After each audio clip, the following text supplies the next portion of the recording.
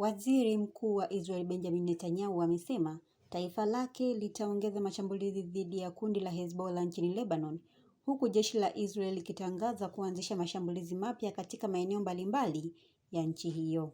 Jeshi la Israel limesema limefanya mashambulizi katika bonde la Beka mashariki mwa Lebanon, pamoja na maeneo mengine likidai kulenga ngome la Hezbollah, huku mashambulizi hayo yamekuja saa chache baada ya Netanyahu kutangaza kuwa jeshi limepewa maelekezo ya kulipa kundi hilo pigo kubwa. Kundi la Hezbollah ambalo limeungwa mkono na Iran limesema limejibu mashambulizi hayo kwa kufanya mashambulizi 22 ya drone na makombora dhidi ya maeneo ya Israel, huku kundi hilo likidai kulenga wanajeshi wa Israel, vifaru, kambi za kijeshi na majengo yaliyopo kaskazini mwa Israel. Mapema mwezi huu Israel na Lebanon zilikubaliana kuongeza muda wa kusitisha mapigano kwa siku 45, ingawa mapigano madogo yameendelea kuripotiwa katika baadhi ya maeneo ya mipakani, huku Netanyahu akisema Israel bado ipo tani dhidi ya Hezbollah na haitasitisha mashambulizi yake kwa sasa.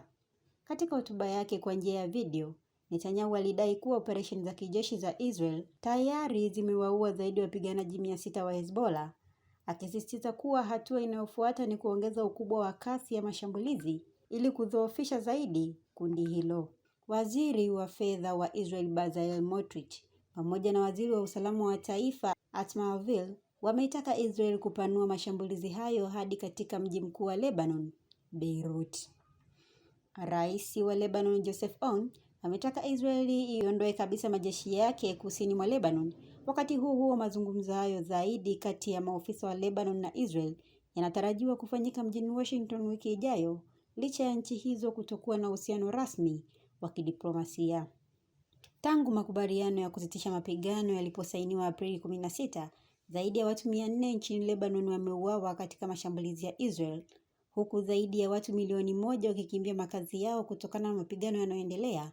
Serikali ya Lebanon imesema bado inaendelea na juhudi za kulivulia silaha kundi la Hezbollah, lakini imesisitiza kuwa amani ya kudumu ni muhimu ili kufanikisha hatua hiyo.